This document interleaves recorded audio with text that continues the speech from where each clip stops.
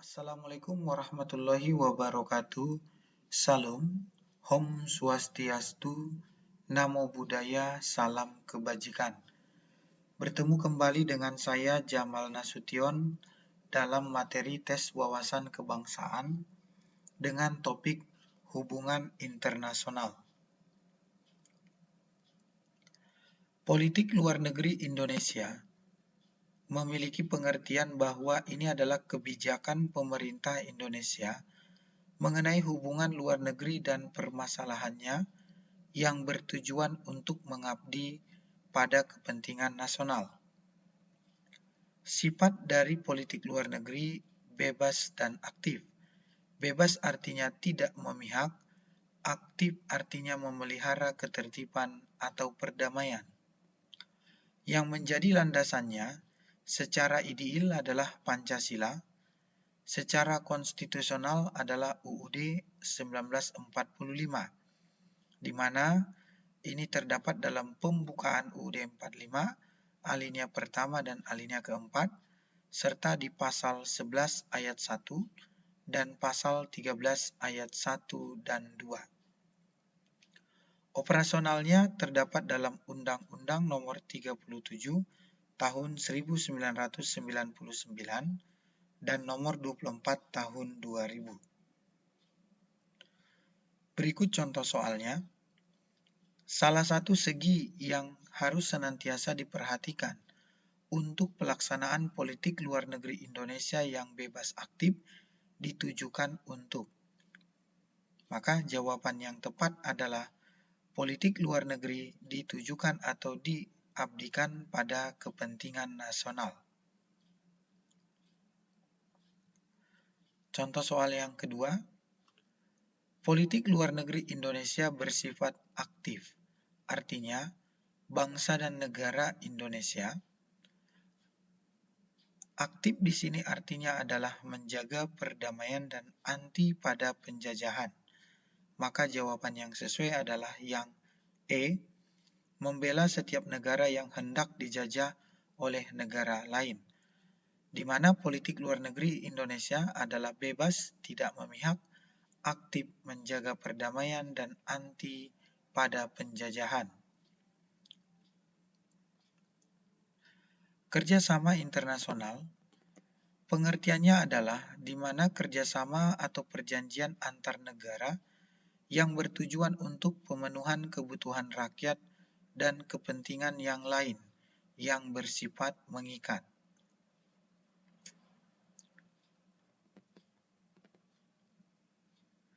Jenis perjanjian internasional ini berdasarkan fungsinya law-making treaties atau terbuka dan juga disebut treaty contract atau tertutup.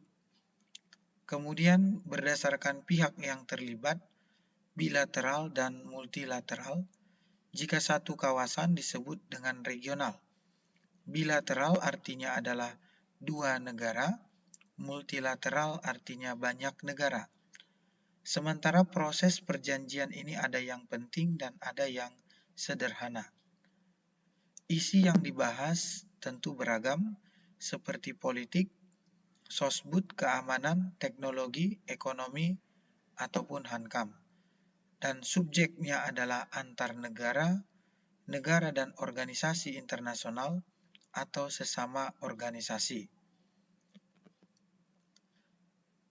Contoh soalnya, law-making treaties merupakan suatu bentuk perjanjian yang sifatnya,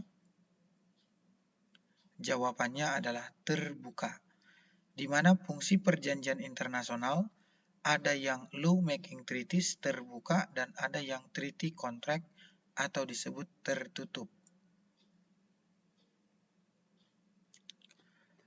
Contoh soal yang lainnya, perjanjian yang dilakukan oleh lebih dari dua negara disebut dengan perjanjian multilateral. Sementara perjanjian bilateral itu hanya untuk dua negara.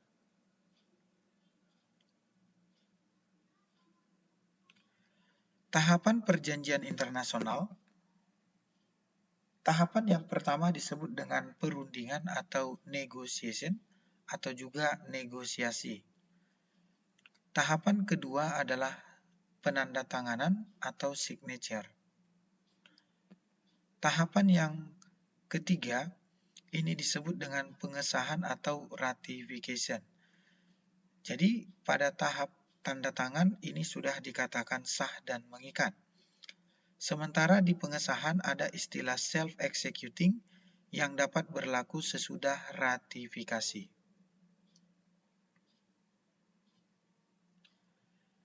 Berikut contoh soalnya. Tahap-tahap untuk pembuatan perjanjian internasional adalah, tentu yang pertama adalah negosiasi, penandatanganan, dan ratifikasi. Jawabannya adalah yang A.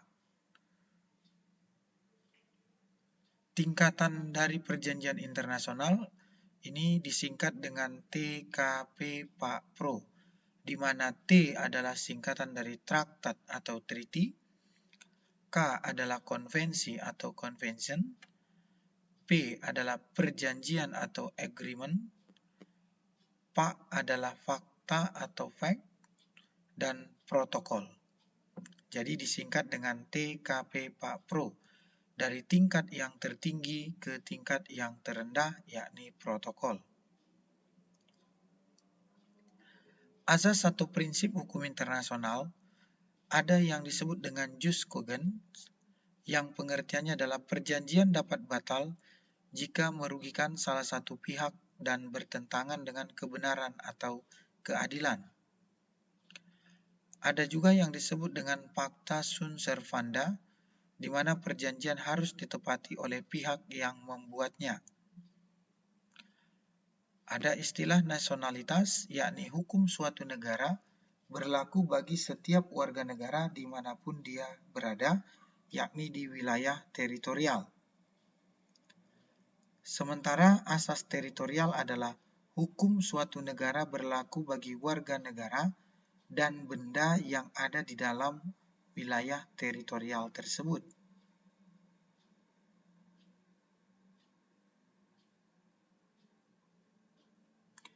Imunitas artinya adalah bahwa diplomat setiap negara memiliki kekebalan hukum.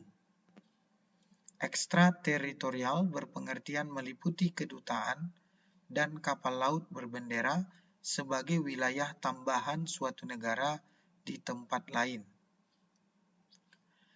Resiprositas adalah asas timbal balik, baik yang dia bersifat positif maupun yang negatif.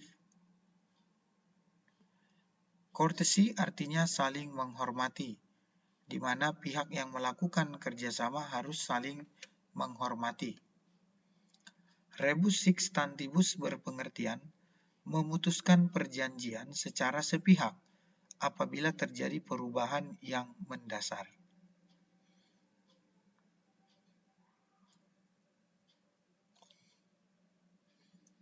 Contoh soalnya, suatu asas hukum internasional yang menyatakan bahwa hukum suatu negara berlaku untuk setiap orang dan benda yang ada di dalam wilayah negara tersebut disebut dengan azas, maka kata kuncinya adalah wilayah. Wilayah adalah teritorial. Maka jawabannya adalah A, teritorial.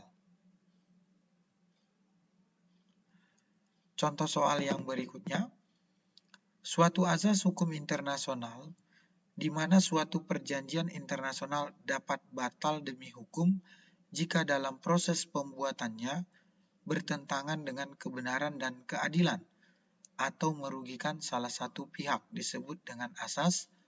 Kata kuncinya adalah membatalkan atau batal karena ada bertentangan dengan kebenaran dan keadilan. Maka jawabannya adalah jus cogens.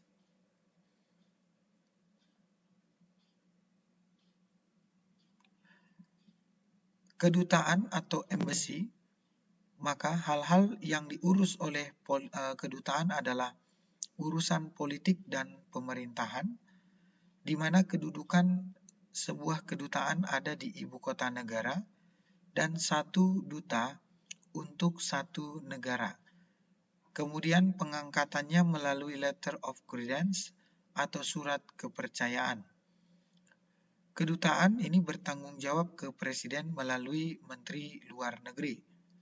Dan kalau dilihat tingkatannya, yang pertama adalah Duta Besar berkuasa penuh atau sering disingkat dengan Duta Besar atau Dubes. Yang kedua adalah Duta. Yang ketiga Menteri Residen. Keempat Kuasa Usaha. Dan yang terakhir adalah Atase. Contoh soalnya, perwakilan diplomatik di luar negeri terbagi ke dalam 5 tingkatan. Kelima tingkatan perwakilan diplomatik tersebut yang tertinggi ke yang terendah adalah tentu yang pertama adalah Duta Besar, Duta, Menteri Residen, Kuasa Usaha, dan Atase. Maka jawabannya adalah yang C.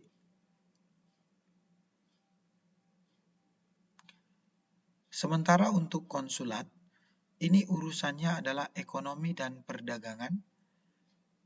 Ada di kota-kota pusat perdagangan, bisa saja bukan di ibu kota sebuah negara. Boleh lebih dari satu konsul untuk setiap satu negara. Dan pengangkatannya melalui eksekuatur atau surat pengangkatan. Dan ini bertanggung jawab ke Menteri Luar Negeri. Dan tingkatannya adalah konsul jenderal, konsul atau wakil, dan agen konsul. Contoh soal, meski sama-sama bertindak sebagai perwakilan suatu negara di negara lain, namun kedutaan dan konsulat memiliki beberapa perbedaan. Berikut ini adalah hal-hal mengenai kedutaan di luar negeri, kecuali. Pertanyaannya adalah yang ditanya tentang kedutaan, namun kecuali. A. Hal yang diurusi adalah politik dan pemerintahan, ini benar. B. Kedudukannya di ibu kota negara, benar. Jumlahnya hanya satu untuk satu negara, benar. Bertanggung jawab penuh kepada Menteri Luar Negeri, ini sepertinya kurang tepat karena harusnya kepada Presiden. Yang E, pengangkatan melalui letter of credence atau surat kepercayaan. Maka jawabannya adalah yang D, karena duta atau kedutaan bertanggung jawab kepada Presiden.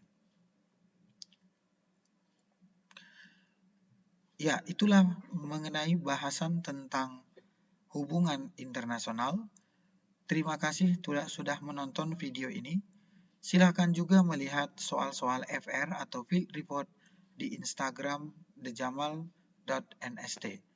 Terima kasih. Jangan lupa untuk beri like, beri komentar, dan saya harap untuk subscribe channel ini. Terima kasih. Saya ucapkan sampai jumpa di lain waktu. Wassalamualaikum warahmatullahi wabarakatuh.